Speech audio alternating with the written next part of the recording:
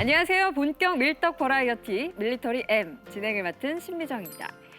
우리가 흔히 여러 방면의 일에 능통한 사람을 팔방미인이라고 얘기합니다. 밀리터리의 세계에서 팔방미인을 꼽으라면 어떤 게 있을까요? 몇 줄의 말로 MBT를 정의 내리기엔 모호하지만 용도별로 나눠졌던 전차들을 하나의 전차로 통일해서 사용하겠다는 개념이 근간에 흐르고 있는 MBT, 메인 배틀 탱크가 그중 하나가 아닐까 싶습니다. MBT는 흔히 전차의 3요소로 불리는 화력, 방어력, 기동력의 절묘한 균형을 이룬 전차고 또 범용의 임무 모두에 투입될 수 있는 능력이 있는 전차를 의미합니다.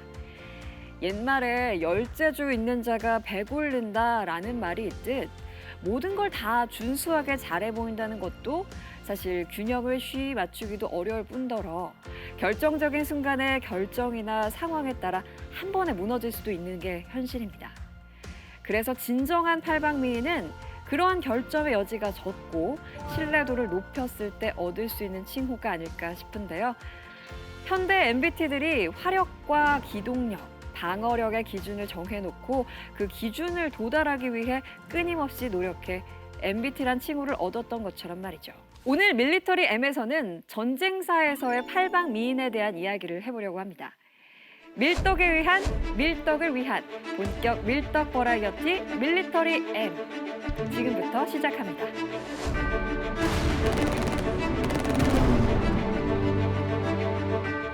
본격 밀떡 버라이어티 밀리터리 M 시작해 볼게요. 한장님, 펜터님 안녕하세요. 네, 안녕하십니까. 네, 한 주 동안 잘 지내셨죠? 잘 지냈습니다. 잘 지냈습니다. 오늘은 전쟁사에 있어서 중요한 부분을 차지하는 지프라는 차에 대해서 이야기를 한번 해보려고 합니다. 지프라는 차에 대해서 이야기를 한번 해보려고 합니다.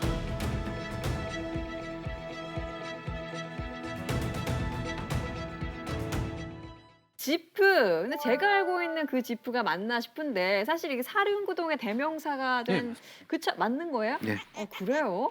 근데 사실 저희가 뭐 무기라든지 뭐 이런 얘기를 중점적으로 다루고 있어서 그동안은 제가 살짝 너무 모르는 이미지, 좀 약간 총 위축된 얘기만 많이 이미지 했었죠. 그런 이미지였는데 뭐 차이 이야기라면은 뭐 그래도 전주보다는 낫지 않나 싶습니다. 누구나 다 드림카가 있지 않습니까? 네. 저의 로망이기도 했어요. 집차가요? 집차가요? 네네네. 뭐 있어 보이잖아요. 쫓아나게 작은 거 몰고 이런 스타일 아닙니다, 저는. 근데 몰래면 그 정도는 몰아줘야지. 혹시 헌비랑 착각하시는 거 아니에요?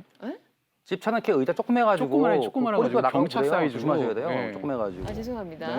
헌비차라고 그 넓은 거. 괜히 한번 또 안 척했다 이런 식으로 까이네요. 근데 이 지프라는 차가 무기와 전쟁사에 등장한 이유가 있을 텐데 왜 그런가요? 이게 연합군 총사령관이었던 이 아이젠하워가 이 지프와 다고타 그리고 이 상륙정은 전쟁을 승리로 이끌 수 있는 세 가지 도구다. 뭐 이런 말을 할 정도였으니까 뭐 자격은 충분하다고 볼 수 있죠. 제가 기억하는 바로는 이렇게 많은 나라의 군용 차량들이 대체로 이게 그 지프라는 그런 모양을 갖고 있는 것 같은데 맞는 거죠? 당장 우리나라만 보더라도 네. K131 그 지프차가 나오고 있죠. 지금 K151로 바꾸고 있는데 아직도 이렇게 굴러가고 있습니다. 오, 그래요. 이 지프가 사실 뭐 사륜구동의 대명사다 뭐 이런 식으로 얘기를 했는데 근데 요즘은 뭐 SUV라고 부르지만 그 전에는 사륜구동인 차들을 통틀어서 집차라고 했었죠. 찝차 뭐 이렇게 부르지 않았습니까? 예, 우리나라 같은 경우에는 이 6.25 이후에 이 찝차를 개량해서 그 첫 출발을 의미하는 이 발음을 조심하셔야 되는데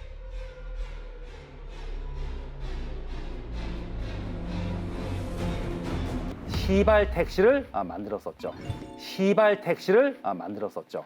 왜 얼마나 많이 만들어서 보급됐길래 세계적인 대명사가 됐나 궁금해지는데요. 이게 1941년부터 1945년까지 전쟁 중에만 64만 7,925대의 지프를 생산했는데 이 지프차들을 한 자리에 다 모아놓으면은 여의도를 다 덮어버릴 정도였었고 일렬로 쭉 차곡차곡 쌓으면은 에베레스트산 10개를 쌓아놓으면 쭉 연결한 것보다 더 높게 올릴 수 있습니다. 90초에 한 대씩 생산했다고 보시면 됩니다. 오, 상당한 숫자예요. 네네. 시중에 판매되고 있는 차량 중에는 이보다 그 훨씬 많이 생산된 차량도 많이 있었지만 이 군용으로 생산된 그런 그 소형 사륜 구동차 중에서 그렇게 많이 만들어진 경우는 사실 없었죠. 이렇게 되다 보니까 네. 사륜구동의 그 대명사가 된 겁니다. 이게 1940년 이 5월까지만 해도 네. 이 지프는 이 세상에 아예 존재하지가 않는 차였죠. 아예 사실 뭐 만들 계획 자체가 없었어요. 그런데 불과 1년 만에 대량 생산 체계를 갖출 수 있게 된 거죠. 궁금해지는 게 이제 전쟁에서는 사실 물자 운반도 굉장히 많고 뭐 네. 옮길 게 많잖아요. 사람도 네. 옮겨야 되고 사람 이동도 많은데 왜 어떻게 이런 형태의 차량들이 필요하다 뭐 이렇게 판단을 해서 대량으로 생산하게 됐는지 그거거든요. 미군이 원래는 고립주의로 전쟁이랑 좀 멀리 떨어져 있었잖아요. 그랬었는데 이 전쟁이 이제 목전이 다가왔다 판단을 네. 내렸어요. 네네. 이런 다음에 미군 부대한테 설문조사를 들어가요. 의견을 모아서 차를 만들겠다라고 해서 또 시작된 거죠. 그렇구나. 그렇죠. 사실 뭐 별로 관심도 없었던 이 4분의 1톤급 소형차에 대한 요구가 병사들을 통해서 직접 나왔어요. 적재량 250kg급 차량의 필요성이 부각됐다고 보시면 되죠. 네. 군용이다 보니까 제대로 된 길이 없는 오프로드 길을 가야 되지 않습니까? 네. 그리고 장애물이 있을 수도 있고 이러다 보니까 2바퀴로만 돌아가다가는 이 험지를 급하기 어렵다는 판단이 서게 됐고 그러니까 4바퀴로 돌아가는 사륜구동이 필요하다는 데까지 생각이 미치게 되는 겁니다. 그래서 사륜구동 차가 탄생을 하게 됐다 뭐 이런 이야기인 것 같은데 근데 이 미군은 왜 갑자기 그렇게 많이 필요하게 됐나요? 이게 봐서 그래요. 그러니까 유럽에서 전쟁이 터졌지 않습니까? 네. 독일이 프랑스를 1940년에 쳐들어갔습니다. 근데 네. 이때 독일군이 전격전이라고 기계화 부대, 차량과 보병들이 막 달려가서 활약을 하는 걸 본 거예요. 네. 이러다 보니까 아니 독일이 저 정도 하는데 자동차 왕국 미국도 우리도 저 정도 해야 되지 않겠어라는 판단에 서게 된 거죠.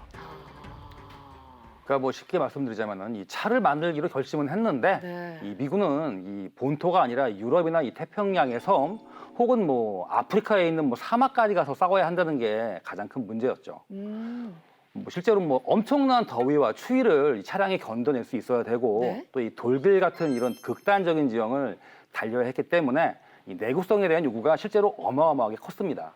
두 분은 실제로 찝차 몰아보셨나요? 타봤습니다. 저는- K111을 저는 군대 생활할 때 그걸 좀 타봤었는데 군대에게 처음 등장하네요. 아니요. 저는 뭐 행정병이었으니까. 행정병이요? 행정병이었으니까. 네. 행정병이니까 타고 났는데 전 좋았습니다. 타보셨나요, 원장님은? 저는 이벤트 때 한번 뒷자리 한번 타보긴 했습니다. 네. 몰아보지는 못하셨고 네. 운전병 아니면 못 몰게 하죠. 실제로 승차감이 일반 차량 확연히 다른가요? 완전히 다르죠. 네, 좀 많이 다르죠. 근데 솔직히 말씀드리자면은 저희 사병들은 보통 뭐 트럭 뒤나 네. 그 이제 다찌라고 그러죠. 거기 뒤에 타다가 그 앞에 타면 승차감은 롤스로이스 탄 느낌입니다. 그거 타다 보니까 그렇군요. 예, 훨씬 좋습니다. 종종 이렇게 두 분의 어떤 라떼는 말이야 군 생활이 어땠는지 행정병은 어땠는지 이런 거 잠깐씩 물어봐야겠네요. 행정병이라 뭐 나세울 것도 없습니다. 그냥. 알겠습니다. 피해 주십시오. 알겠습니다. 네. 어쨌든 이렇게 필요가 나왔는데 여기에는 부가 조건이 하나 더 들어가는 게 세계 각지로 보내는 게 보통 일이 아니었거든요. 그렇죠. 그래서 차체도 수송하기 쉽게 작고 가볍게 설계하게 됐습니다. 음. 그야말로 이 전까지 그러니까 시중에 판매되는 차량과는 전혀 다른 유형의 차량이 필요하다고 답이 나온 거죠. 그래서 실제로 이 1940년 당시에 이 미국의 그 소형 양산차 중에서 한번 쭉 찾아본 거예요. 네. 이런 요구 조건을 만족시킬 수 있는 차가 있는지 없던 거죠. 그래서 결국 미 육군이 딱 내렸던 결론은 새로 만들자, 없으면 만들자 이거였죠. 그래서 1940년 6월 7일에 네. 6월 7일에 167개의 자동차 업체들에게 설계 공고를 쫙 내립니다. 여기서 놀라운 게 네. 이게 공고 수령 후 네. 49일 안에 시제 네. 차량 한 대를 납품해야 되는 조건이었었어요. 너무했네. 더 놀란 건 그 다음이에요. 왜? 그러니까 79일 내에 실험 차량 70대를 추가로 납품하라는 단서 조건까지 친절하게 달려 있었어요.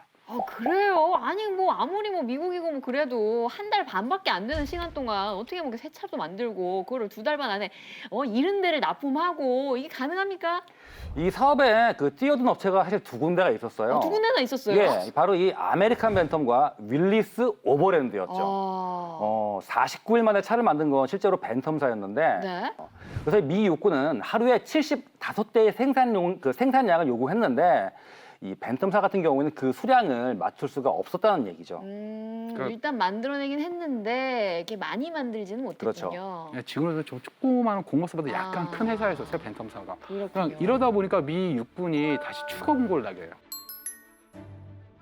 그래서 벤텀의 설계와 시험 정보를 제공하게 됐는데 여기에 포드와 윌리스가 다시 참여하게 돼요. 세 개사가 다시 경험을 붙였는데 벤텀의 설계도에 강력한 엔진을 장착한 윌리스의 모델이 두 경쟁 모델을 압도하게 됩니다. 남조님만 시킨 거죠. 그러네요. 실제로 그래가지고 이 미 국방부가 이 윌리스 모델에다가 이 벤텀과 포드 설계를 믹스해서 대량으로 생산하기로 결정을 합니다. 좋은 것만 이렇게 네. 해가지고 그렇죠. 이렇게 섞은 거군요. 뭐 대신에 뭐 세 개 업체 모두에게 네. 동시에 생산을 할 것을 명령을 했죠.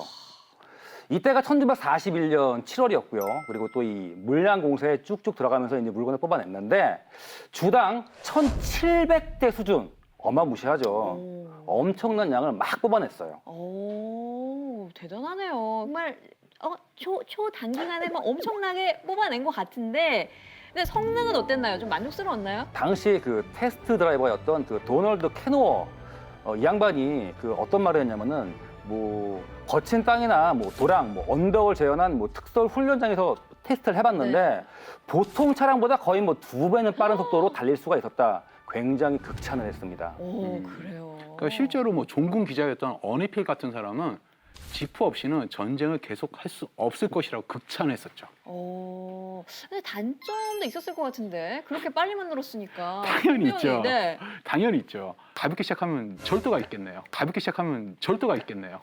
에? 절도. 절도? 예, 도둑질? 도둑질. 뭐 어떤 식으로? 뭐 누가요? 아니 뭐 미군끼리 서로 네. 이렇게 들고 가는 거죠, 차를. 차를? 아, 예. 그런 걸 이렇게 군대에서는 이렇게 관리 이전이라고 하죠. 네, 관리 이전. 왜 뭐 다른 차보다 유난히 뭐 훔쳐가기가 쉬웠나요? 뭐 키가 있잖아요. 아니 일단 지프가 네. 모양이 다 뚫려 있잖아요. 그쵸. 이게 창도 다 열려 있고 호로라고 이렇게 덮이는 것만 있는데 네. 일단 시동키가 처음에 있었어요. 시동키가 있었는데 같은 차량이 되게 많이 있잖아요. 네. 그러니까 열쇠를 잃어버릴 때도 있고 똑같은 지프 사이 이 키가 맞나 저 키가 맞나 헷갈릴 수가 있잖아요. 이러다 보니까 1943년부터는 버튼만 누르면 시동이 걸리도록 설계를 해놨어요. 그러니까 이때 1943년부터는 따릉이 아시죠? 자전거. 아유, 알죠. 공공재처럼 네. 지프를 그렇게 생각하기 시작했었어요. 그러면은 내가 이렇게 딱 몰고 주차를 싹 하고 일 보고 돌아왔는데 다른 없어지고. 사람이 가져갈 수 있는 거죠. 이거는 다른 없어지고. 사람이 가져갈 수 있는 거죠. 이거는 말이 안 되는데 너무 이제 위험한 거 아닙니까? 아니 그렇게까지 열심히 이렇게 으쌰으쌰 해가지고 빨리 만들어냈는데 따릉이라니까요. 따릉이라니까요. 그러니까 관리전을 당했으면은 어떻게? 관리전을 당했으면은 네. 나도 관리전을 해야죠. 내가 당했으면은 가가지고 다른 차를 훔쳐오면 되죠. 네. 그렇군요. 뭐그 당시 CCTV도 없었을 테고 그렇죠. 누가 갔는지 알게 뭐야. 그 페인트 칠로 네. 부대 번호만 바꿔가지고 살짝 들고 오면 되는 거죠. 안 될 말입니다. 아무튼 뭐 차량은 굉장히 많이 뽑아냈고 네. 잘 이용을 했는데 문제가 이 구두 결함이 좀 있었어요. 또 결함이 있었어요? 네. 이 대표적인 예가 아까 말씀드렸던 시트. 시트? 네, 시트인데 이 짐이나 이 장비 수송에 원래 그 차량이 특화돼 있었기 때문에 시트가 굉장히 작았어요.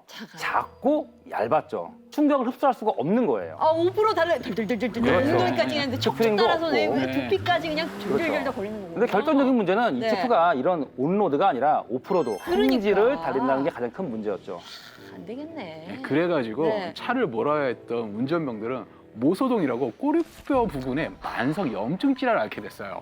이게 웬 말입니까? 그래서 모소동 환자가 네. 너무 급증하다 보니까 네. 야전병원에서는 이건 차라리 이 병을 매뉴얼을 시켰어요. 뭐냐, 지프 운전사 질환, 뭐 아니면 지프 시트 질환 이런 식으로 명명을 한 다음에 네. 이거 어떻게 치료하라고 매뉴얼에서 처방전이 다 나와 있어요. 보험 처리 됩니까? 보험 처리 됩니까? 군대에서 알아서 해주겠죠. 그런가요? 네. 뭐 여기까지는 그래도 병원 치료가 가능한 부분인데 네. 진짜 심각한 문제는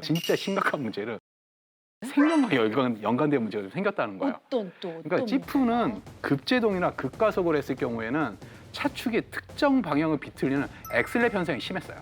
그래서 간단히 말해가지고 급브레이크를 밟으면 지프의 차축의 크랭크를 닫아 비틀어지면서 차체가 왼쪽으로 전복될 위험이 있어요. 그건 너무 위험한데요?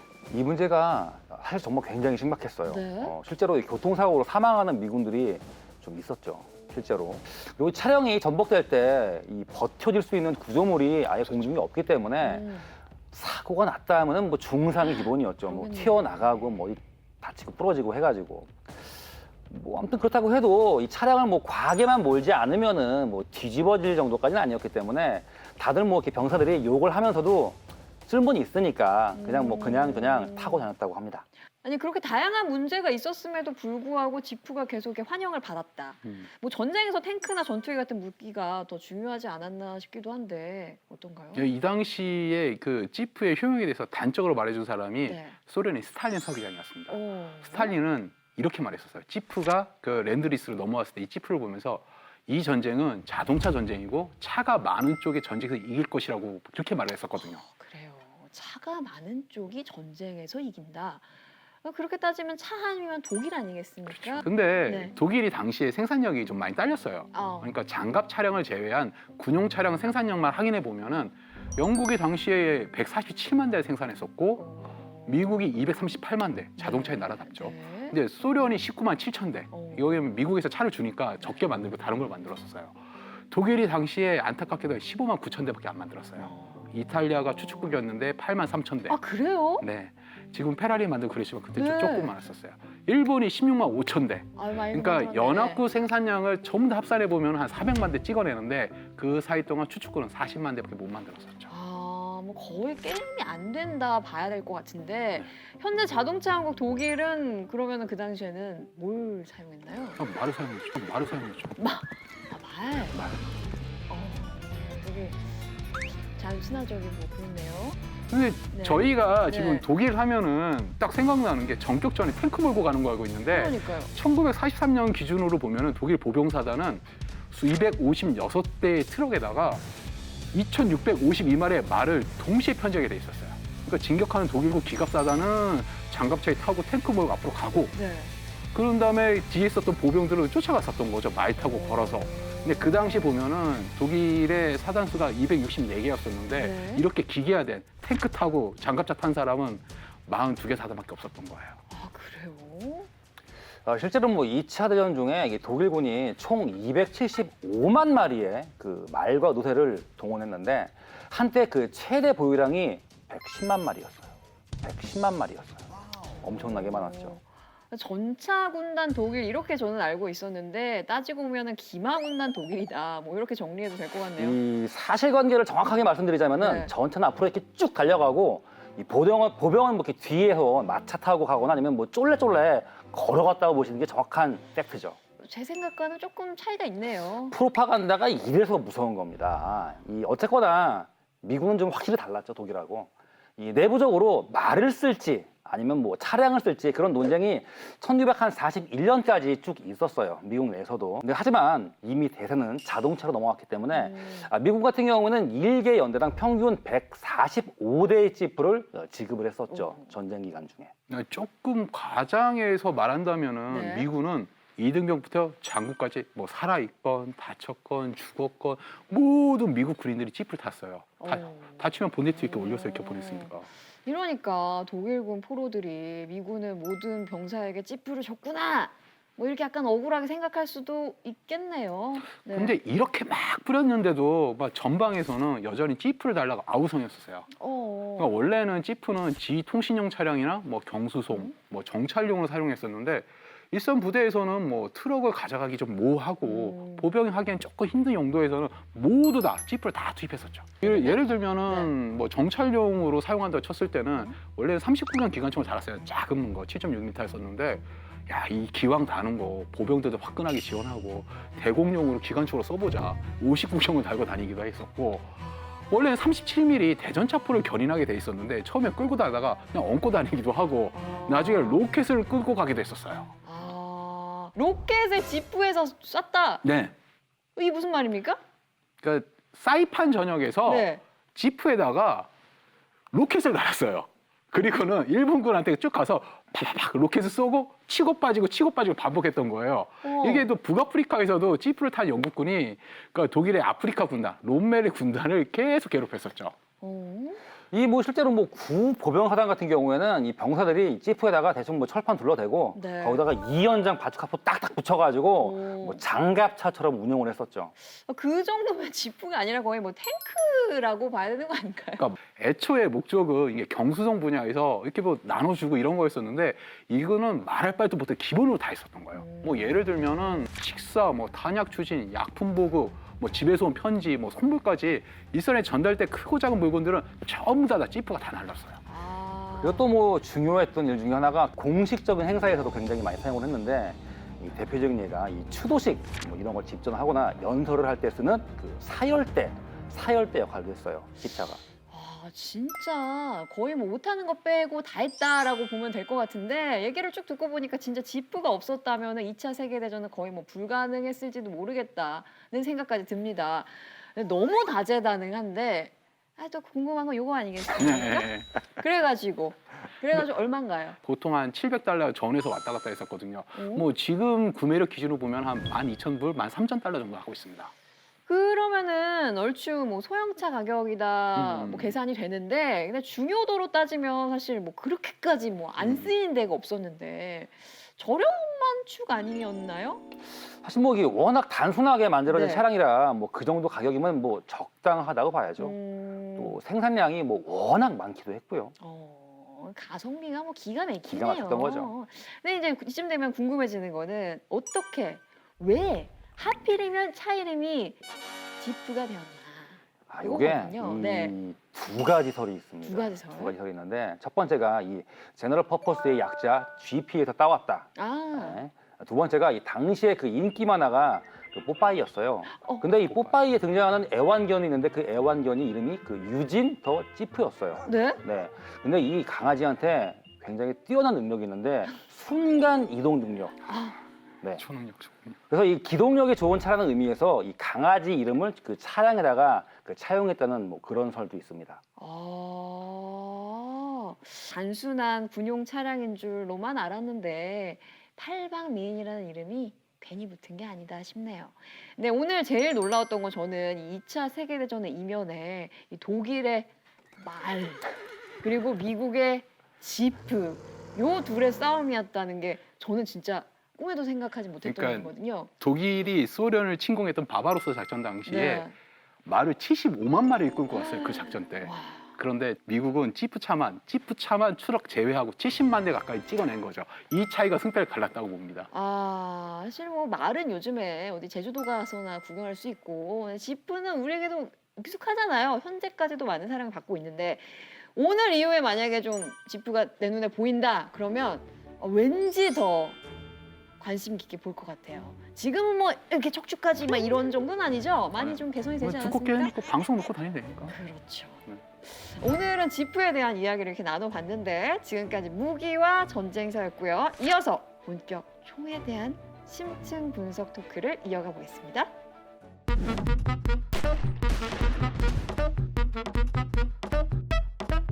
오늘의 총대총 역대 최강의 다목적 기관총은 무엇인가? 시작에 앞서 다목적 기관총의 개념부터 살펴봐야 할 것 같은데요. 이게 뭐 말 그대로 다목적입니다. 다목적. 이 차량이나 헬기에 탑재해서 쓰기도 하고 이 기지 방어용으로 거치해서 쓰기도 하고 여차하면 볼병이 뭐 직접 들고 나가서 쏠 수 있는 뭐 그런 기관총이죠.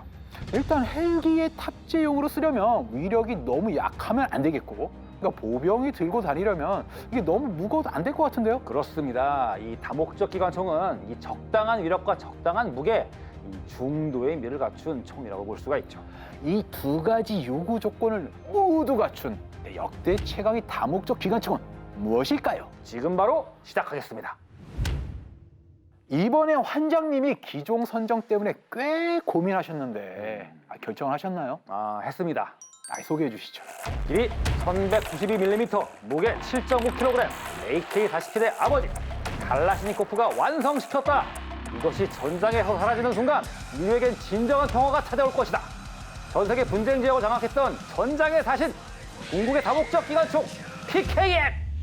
지난해에 모식나강에 이어가지고 이번에도 러시아제 총기 선택하셨는데 이거 뭐 특별한 의도가 있는 거 아닙니까? 사실 뭐 특별한 이유가 있는데 그건 뭐 뒤에 차차 설명을 드리고, 자, 팬더님이 선택하신 기종 소개해 주시죠. 길이 1263mm, 무게 11.8kg. 인류의 평화는 내게 맡겨라. 냉전 시기에 소련의 위험에 맞서 하나가 된 유럽의 자유진영이 선택했다. 고고했던 미군마저 자존심을 꺾고 채택할 수밖에 없었던 대체불가의 만능기관총 FM 맥. 궁극의 다목적 기관총과 대체불가 만능 기관총의 한판 대결. Get in the ring.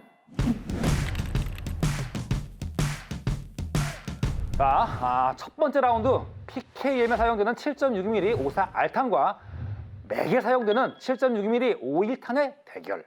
그러니까 자유진영과 공산진영을 대표하는 풀파워 탄약계의 양대 산맥이죠. 이거 양대 산맥이라는 표현은 좀 거슬리네요. 이 탄 자체의 위력은 7.62mm 54 알탄이 좀 더 세죠. 뭐 그렇긴 한데 총열 길이는 맥이 25mm 더 길어서 총구 운동 에너지는 맥이 더 세요. 뭐 실용적인 면에서 뭐 그 정도는 큰 차이가 없다고 봅니다. 인정합니다. 그러니까 중요한 건 맥에 사용되는 7.62mm 탄은 자동화기용으로 개발된 탄이고 PKM에 사용되는 7.62mm 탄은 이게 볼트 액션 소총용으로 개발된 탄이라는 거죠. 이게 태생부터가 이게 문제가 있다 이거죠. 아니 뭐 쓰는 쪽은 불만 없이 잘 쓰고 있는데 뭐 뭔 문제가 있다는 거예요? 이게 우리 탄은 테두리가 없는 림리스 탄이죠. 그러니까 걸리적 때리는 부분이 없으니까 탄띠에서 급탄할 때 쑥 밀어넣으면 끝입니다. 그러니까 약실 장전이 아주 심플하죠. 그런데 그쪽 탄은 림이 툭 튀어나온 림탄이라 약실 장전이 이게 불편하다 요거죠. 뭐 되게 어렵게 생각하시네. 그냥 뒤로 한번 이렇게 끄집어 내가지고 다시 약실에 밀어놓으면 끝이에요. 이게 조금 복잡해 보이긴 해도 뭐 신뢰성은 못 끝내줍니다. 이게 연사 속도가 빠르면 탄끼리 엉겨서 급탄 불량 난다는 얘기는 이렇게 쏙 빼놓으신 것 같은데요. 다음 라운드 넘어가시죠.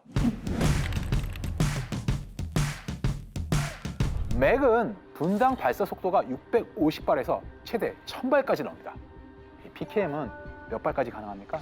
뭐 한 650발에서 최대 한 728까지는 가능하죠. 이야, 차이가 확실히 많이 나네요. 분당 650발이면 초당 11발꼴이에요. 이게 이 실용적인 차원에서 전혀 문제는 없습니다. 분당 발사 속도보다 더 실질적으로 중요한 건 유효 사거리가 아닐까요? 유효 사거리? 자막 하나 깔아주세요. 아니, 맥의 유효 사거리가 PKM보다 200m나 짧다? 아니, 이거 자료 출처가 어딘가요? 미군 공식 자료에서 발췌한 겁니다. 이건 사실 적시에 의한 명예훼손에 해당하는 사안입니다. 뭐라고요? 사전 설명 없이 맥의 유효 사거리가 PKM보다 200m 짧다고 하면 이게 어떡합니까? 아이, 상도를 지켜야지 사람이. 우리 시청자분들이 PKM이 맥보다 멀리 나가는 총이구나 이렇게 오해할 수도 있다니까요. 좋습니다. 그러면 오해를 불식시키는 차원에서 이 소총의 유효 사거리 개념부터 시작을 하죠. 소총은 맨눈으로 조준 사격을 했을 때 인체의 상반신을 50% 확률로 명중시킬 수 있고 이 철모를 관통시킬 수 있는 최대 사거리를 유효 사거리로 칩니다. 기관총 유효 사거리는 기준이 좀 오락가락한데 미군의 경우에는 양각대를 사용해서 연사로 사격했을 때 차량 크기의 목표물을 50% 확률로 명중시킬 수 있는 최대 사거리를 유효 사거리로 칩니다. 소총은 이 유효타를 날릴 수 있는 최대 사거리를 중시하지만 이 기관총은 일정한 화망을 유지할 수 있는 최대 사거리, 즉 연사시 이 집탄성에 초점을 맞춘 개념이라고 볼 수가 있죠. 결론적으로 PKM이 FN 맥보다 이 집탄성이 더 좋다는 얘기죠. 글쎄요. 전 아무래도 납득이 안 되는데요. 좋습니다. 그러면 다음 라운드에서 제가 확실하게 납득을 시켜드릴게요. 자, 팩트 폭격 들어가니까 가드 올리시고요. 맥은 약실을 폐쇄할 때 틸팅 볼트 방식을 쓰죠? 네, FN사가 만든 파일 소총도 그 방식을 채택했었죠. 이 틸팅 볼트 방식이라는 게 이 노리쇠가 약실을 폐쇄하는 동안 장약이 폭발 압력이 이 총범 아래쪽 방향으로 집중되기 때문에 일종의 응력이 생기면서 이 진동을 유발합니다. 폭발 압력이 총몸 내부를 한쪽 방향으로 탁 이렇게 때린다 이거죠? 그렇죠. 그런데 반면에 이 PKM은 회전 노리쇠 방식을 씁니다. 그래서 이 노리쇠가 약실을 폐쇄하는 동안 폭발 압력이 총열 쪽으로 균일하게 가해지죠. 틸팅 볼트 방식보다 이 폭발 압력이 총 전체에 아주 골고루 퍼진다 이렇게 보시면 됩니다.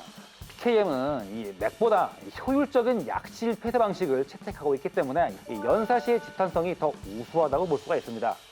당연히 그러니까 유효 사거리가 훨씬 더 길어질 수밖에 없죠. 다음 라운드 가시죠. FN사가 보증하는 맥의 수명이 최소 26,000발인데 아니 PKM은 어떻게 되나요? 이 소련군 매뉴얼에 나와 있는 PKM의 내구 수명은 한 28,000발 정도 됩니다. 소련군 매뉴얼이라 진짜 한장님이 생각보다 좀 순진하시네. 제가 알기론 PKM이 내구 수명을 채우지 못한다고 들었어요. 그냥 오래 쓰면 총몸과 총열의 결합이 약해져가지고 문제가 생긴다고. PKM은 총몸을 프레스로 가공으로 얇고 가볍게 만든 거잖아요. 그렇죠. 제가 보기엔 너무 가볍게 만들어서 내구성에 문제가 생긴 것 같은데 어떻게 보십니까? 아프가니스탄 전쟁 당시에 이 미군을 가장 괴롭혔던 무기 중에 하나가 PKM이었다는 거 이거 알고 계시죠? 팬더님 말씀대로라면 이 미군은 문제가 있는 총 때문에 고전을 했다는 얘기가 되는데 어떻게 생각하십니까? 총몸을 얇고 가볍게 만들었지만 내구성에 큰 문제는 없었다. 뭐 이 정도로 정리하죠. 알겠습니다. 궁금해서 여쭤보는 건데 혹시 맥은 이 총몸을 더 가볍게 만들 수는 없나요? 뭐 티타늄제 경량화 버전은 있지만 프레스 강호는 무리죠. 틸팅 볼트 방식 총기들의 장약의 폭발력을 총 몸으로 받아내는 구조라서 총몸을 최대한 튼튼하게 만들어야 하거든요. 그렇군요. 사실 이 PKM은 회전 노리쇠 방식이라 이 장약의 폭발력이 총류를 통해 골고루 분산되기 때문에 이 총몸을 프레스 가공으로 얇게 만들어도 내구성에 뭐 큰 문제는 없습니다. 결국 이 폐쇄 방식의 차이 때문에 두 총기의 무게 차이가 벌어졌다. 뭐 이렇게 보면 되겠네요. 뭐 그런 셈이죠. 어쨌든 PKM 내구성이 생각보다 그렇게 강하지 않다는 점은 동의하시죠? 뭐 그렇죠. 어차피 뭐 쓰다가 덜렁대면은 공장에 뭐 휙 보내버리면 그만이거든요. 진짜. 최종 라운드 넘어가시죠. PKM은 총열 교환을 어떻게 합니까? 피드 커버 열고 이 총열 잠금 장치를 풀어준 다음 그냥 뭐 총열 손잡이를 그대로 쭉 밀어주면 끝납니다. 간단하죠? 되게 복잡하네요. 그러니까 맥은 총열 고정 버튼 누르고 총열 손잡이 이렇게 돌려서 쭉 빼면 그 말인데요? 빠르긴 빠르네. 좋습니다. 그리고 이 PKM은 급탄구가 오른쪽에 있는데 이 맥은 급탄구가 왼쪽에 있네요. 뭐 그렇습니다. 오른손잡이가 상대적으로 많다는 걸 감안하면 왼쪽 급탄이 인체공학적이죠. 이렇게 넘어서 오른쪽으로 방아쇠를 당기고 왼손으로 탄띠를 잡아주는 자세가 나오잖아요. 이 팬더님이 람보를 너무 많이 보셨네. 이 재장전을 할 때는 맥이 상당히 불편하죠. 이 오른손으로 방아쇠 막 당기다가 탄 떨어지면은 왼손으로 탄띠를 이렇게 갈아줘야 되는데 이 오른손잡이가 이걸 하면은 굉장히 좀 버벅대는 수가 있거든요. 들려고 왼손을 이렇게. 해봐. 복잡하잖아. 뭐 근데 그 맥은 부사수가 따라다니니까 뭐 별로 큰 문제 아니에요. 하긴 뭐 맥은 2인 1조 운영이 기본이죠. 이 PKM은 급탄구가 오른쪽에 있어서 이 혼자서도 얼마든지 잘 할 수가 있어요. 뭐 오른손으로 총 쏘다가 탄 떨어지면은 오른손으로 재장전하기가 쉽다 이거죠. 제 생각에는 PKM 쪽이 좀 더 이 인체공학적으로 만들어진 총 같은데 이 어떻게 생각하십니까? 뭔가 좀 억지스럽긴 하지만 설득력이 있어요. 이 러시아 무기가 원래도 그런 맛이 좀 있습니다. 1980년대 중반 혈혈단신으로 적진을 초토화시키며 미국인들을 열광시켰던 람보와 코만도. 그들의 손에는 미국의 자존심 M60 E3 기관총이 들려 있었습니다. 하지만 현실은 달랐습니다. M60 시리즈는 맥에게 밀려 퇴출 수술을 밟고 있었죠. 세계 최강의 군사 대국조차 넘보기 어려운 기술력과 노하우의 집합체 FN 맥. 여러분 믿고 선택해 주십시오. 최신의 서방기관총과 PKM 중에서 전장에 무엇을 들고 갈지 선택하라면 나는 주저없이 PKM을 선택하겠다. 중동에 진출한 서방의 민간 군사기업 전투원이 실제로 했던 말입니다. 기지 방어와 차량 탑재만을 목적으로 하는 기관총이라면 이 선택의 폭은 넓습니다. 하지만 총알과 파편이 난무하는 전장을 뛰어다니면서 싸워야 한다면 믿고 의지할 수 있는 기관총은 오직 하나, PKM뿐입니다. PKM 대 FN 맥!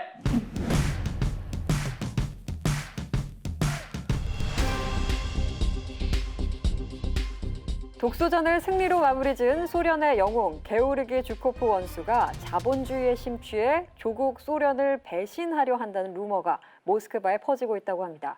현장을 취재한 팬더 기자가 스튜디오에 나왔습니다. 팬더 기자, 단도직입적으로 묻겠습니다. 사실입니까? 예, 취재가 더 필요하겠지만 주코프 원수가 의심스러운 행동을 한 것까지는 확인됐습니다. 의심스러운 행동이라 구체적으로 어떤 행동을 했나요?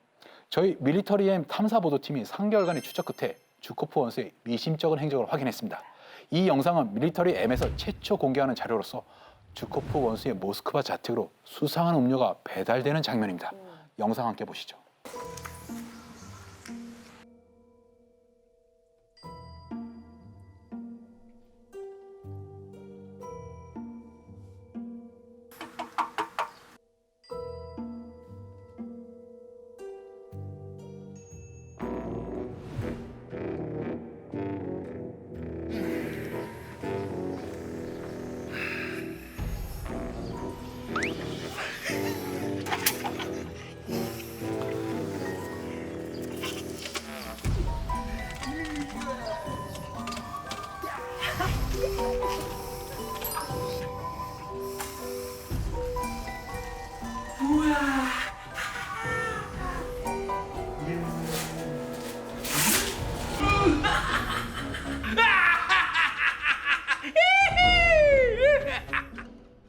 자, 택배를 기다리는 평범한 중년 남성의 모습, 또 제 눈에는 평범한 보드카 병처럼 보이는데요. 이게 어디가 의심스럽다는 건지 저는 잘 모르겠습니다.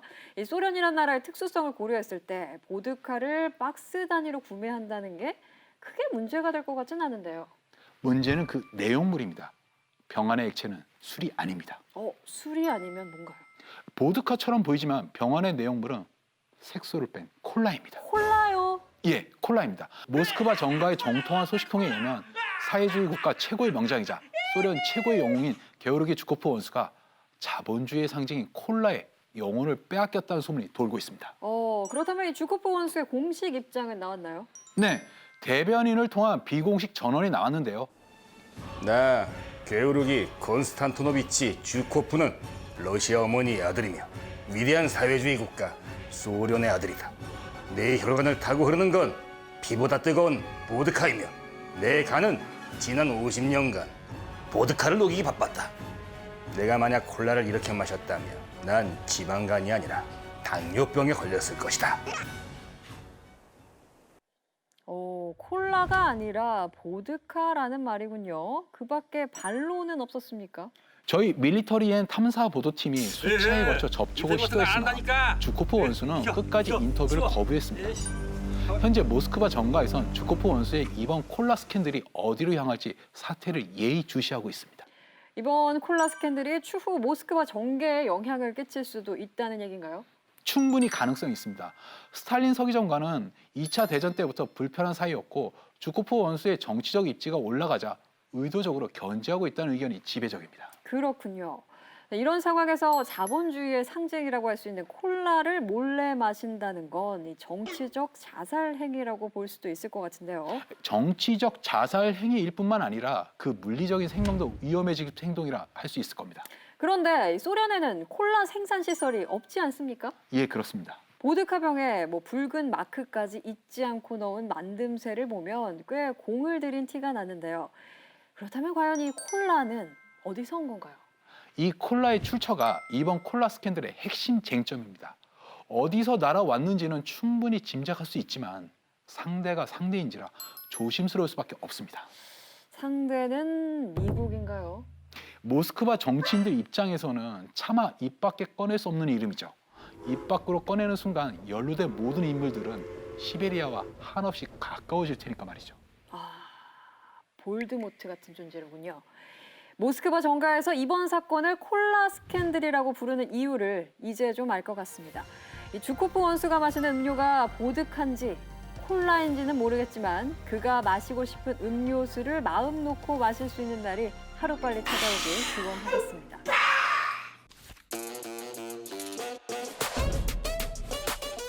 보드카 병에 들어가 있는 콜라.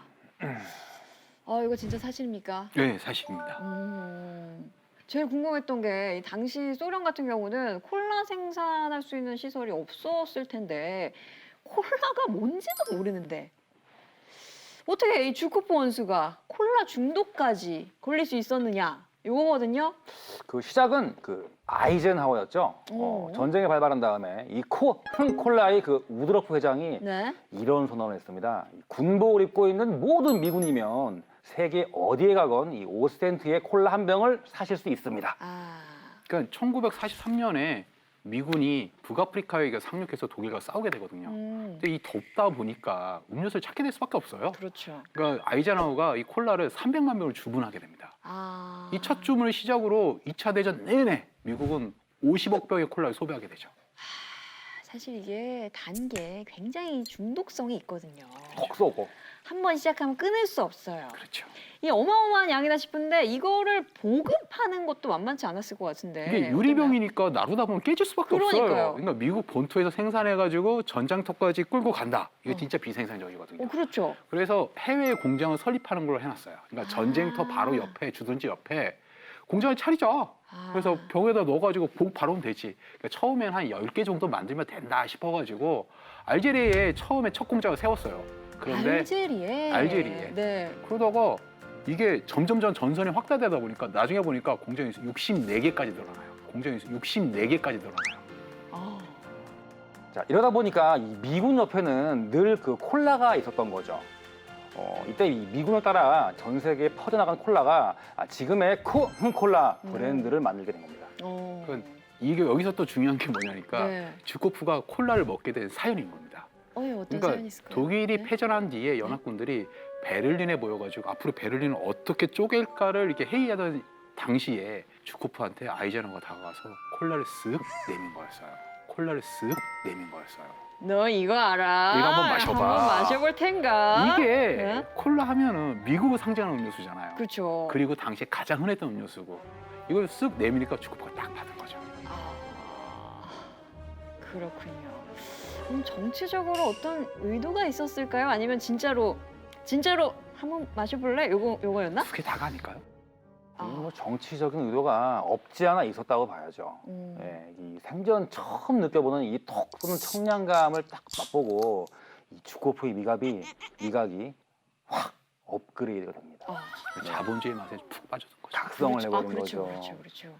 아, 이 회합 장소에서 뭐 콜라를 뭐 줬을 때 마시는 거야 아무런 문제가 없죠. 근데 이걸 갖다가 내가 이제 찾아서 마시는 거는 얘기가 완전히 달라지죠. 그렇죠. 자본주의의 천병이자 어쩌면 뭐 적이 될 수 있는 국가, 바로 이 적성 국가의 대표적인 음료가 콜라잖아요. 그러니까요. 이게 한 번 마셨을 때 이게 뭐지? 했는데 자꾸 생각나는데 그렇죠. 이거를 내가 어디서 구해달라고 말도 못하겠고 이거를 그렇죠. 그럼에도 불구하고 자꾸만 찾게 되는 중독성. 이거 제대로 중독인데요. 그렇죠. 중독된 거죠. 어쨌든 이 주코프가 이 콜라에 푹 빠져 있다는 사실은 이 트루먼에게 올라가는 그 보고서에도 작성이 돼 있었고, 보고서에 뭐라고 적혀 있는데요? 콜라 중독. 콜라 중독. 또 실제로 이 콜라 맛을 잊지 못했던 이 주코프는 이 미국 측에다가 이 비공식적으로 이 뒤에서 몰래 콜라를 좀 달라고 요청을 하게 됩니다. 콜라를 저기 콜라 좀 인간적이죠. 콜라 좀 네. 진짜 뭐 콜라의 맛 근데 이해는 됩니다. 인간적으로 이게 한 번 마시면 하고 이렇게 틀어 한번 했을 때 그 시원함 있죠.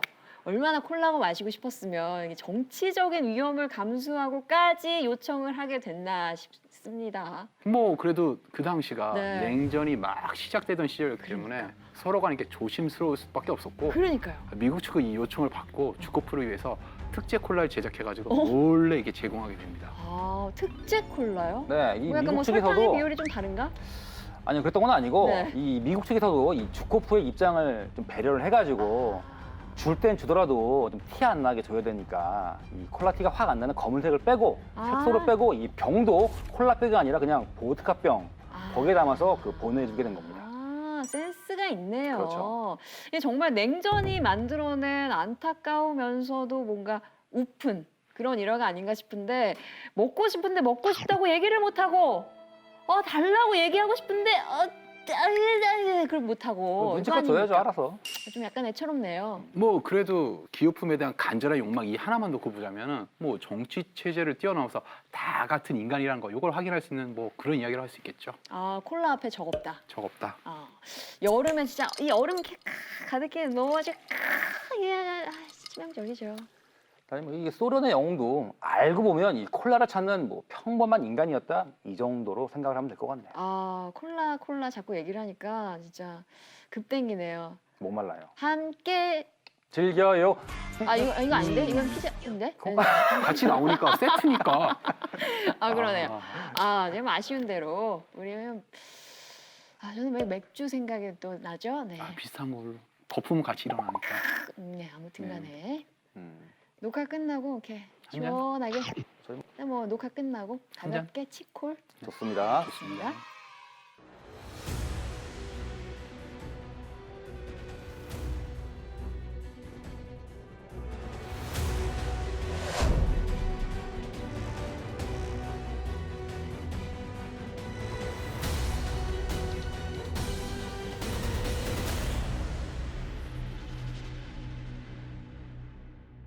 전쟁사에 이름을 남긴 인물 어떤 사람들일까요? 뭐 영웅이거나 악인 아니면 괴짜라고 볼 수 있죠. 근데 사실 이 의외로 괴짜들이 이 엄청난 일을 해낸 경우가 종종 있었죠. 그러니까 전 세계 특수부대의 기준이 된 영국 SAS를 창설한 데이비드 스털링이 바로 그런 케이스라고 할 수 있죠. 오, 특수부대를 창설한 사람이 괴짜였다. 근데 이런 부대를 창설하려면 사실 굉장히 뭐 이성적이고 막 똑똑하고 엄청 막 원리 원칙 따지고 이런 사람일 것 같은데. 사실 이 데이비드 이 스털링이라는 사람은 이 스코틀랜드 귀족 집안에서 태어난 좀 약간 신분이 높은 사람이었어요. 술과 도박을 굉장히 좋아했고 아하. 또 공부를 안 해서 아하. 대학에서 이게 쫓겨나기도 했었죠. 아, 그러다가 갑자기 이제 근위보병으로 입대를 하게 됩니다. 네. 나중에는 뭐 등반가가 돼서 뭐 세계 최초로 에베레스트 산을 뭐 정복하겠다는 그런 야망을 꿈꾸기도 했었고요. 위험한 남자였네요. 굉장히 좀 약간 좀 그런 남자였죠. 예. 네. 아무튼 뭐 그중에 또 이제 산악 훈련의 일환으로 뭐 미국에서 뭐 카우보이 생활도 실제로 했었어요, 이분이. 진짜 뭐 괴짜를 넘어서 기인에 가까운 인물이었죠. 그런 인물이 어떻게 영국 특수부대를 창설하게 됐는지 좀 의아한데요. 뭐 이런 괴짜기 때문에 가능한 게 아니었을까요? 그럴까요? 그러니까 적군이 예상하지 못할 작전을 펼치는 이런 내구조가 있어가지고 새로운 기준을 만든 것 같습니다. 뭐 스털링이 당시에 얘기했었던 주장이었던 뭐였었냐면은 소수 정예로 이루어진 특공대가 적 후방에 낙하산으로 침입해서 기습 공격을 펼치면 상대의 공중병력을 부술 수 있다. 이 아이디어를 냈고 이 아이디어가 구체화된 게 스페셜 에어 서비스 바로 SAS였죠. 그래서 나왔던 말이 이 대범한 자가 승리한다. 스털링이 남긴 말 중에서 가장 유명한 말이죠. 이게 또한 SAS의 모토이기도 했었어요. 그러니까 스치듯 떠오른 아이디어 하나였었거든요. 가서 몰래 잠입해서 폭탄을 터뜨려 버린다는 게. 근데 이 아이디어 하나를 끈질기게 파고들었고 실행해낸 용기. 이 용기가 없었다면 오늘날 전 세계 특수부대의 기준이 되고 있는 SAS는 없었을 겁니다. 대범한 자가 승리한다. 이 대범함 속에는 이분이 그동안 진짜 괴짜처럼 살아오면서 습득한 뭐랄까요, 다양한 인생의 진리와 경험과 뭐 그런 느낌적인 느낌들이 축적됐다고 볼 수 있을까요? 어떻게 보면은 데이비드 스털링은 오늘 얘기하고 있는 주제인 팔방미인과 좀 많이 비슷한 분야가 좀 있어요. 그러니까 새로운 분야로 뛰어든다는 거는 보통 사람들에게는 많은 용기가 필요한 행동이거든요. 그렇죠. 근데 그 용기를 내지 못하면은 결과를 낼 수가 없어요. 승리는 둘째 문제고 실패하든 성공하든 결과 자체를 낼 수가 없거든요. 그렇죠. 더 대단한 게 이분 같은 경우에는 그 많은 경험치를 갖췄고 뭔가를 만들어서 인류 역사에 남겼다. 요 사실인 것 같은데요. 그렇죠. 그래서 저는 뭐 개인적으로 이런 생각을 해봅니다. 지금 우리에게 더 필요한 건 뭐 기발한 아이디어일까? 아니면 이거를 뭐 실제로 실천할 수 있는 용기일까? 아이디어도 있고 바로 실천할 만한 결단력도 있으면 이게 참 좋을 텐데 말이죠. 역사는 이렇게 남과 조금 다른 생각 그리고 실천력을 통해서 발전되는 게 아닌가 싶은데요. 전쟁 없는 평화를 추구하는 밀떡들의 시간, 밀리터리 M. 오늘도 벌써 마쳐야 할 시간입니다. 두 분도 사실 팔방미인이잖아요. 그건 아닌 것 같습니다. 아, 예. 8방까지는 맞는 것 같은데 미인까지는 아, 저는 8방도 아니고 미인도 아닙니다. 저는 빠지겠습니다. 판사님 저는 아무 말도 안 했습니다. 제가 두 분은 사실 8방 미인이시잖아요. 이러면 저희가 무슨 미정 씨가 8방 미인이죠. 이거를 제가 다 예상하고 물어본 거였는데 테이크 한 번 더 갈까요? 아닙니다. 예, 오늘도 즐거웠습니다. 저희는 다음 주에 덕력 충만하게 다시 찾아오도록 하겠습니다. 모든 시청자가 밀떡이 되는 그날까지 천만 밀떡 양성 프로젝트 밀리터리 엠! 다음 시간까지 안녕히 계세요. 안녕히 계세요. 계세요. 날씨가 너무 더워졌어요. 어떻게 이 여름 잘 지내고 계신 거죠? 2차 대전 이후 총기계의 역사를 뒤흔든 혁신의 아이콘을 찾아라. 뭐 할 거예요? 뭐 이거? 아니 뭐 이거? 이거? 단순해 보이고 단순하게 만들었지만 절대 단순하지 않은 권총. 총기 역사상 가장 아름답고 우아한 디자인. 역시 세상의 중요한 순간에는 똘끼들이 한 건 합니다.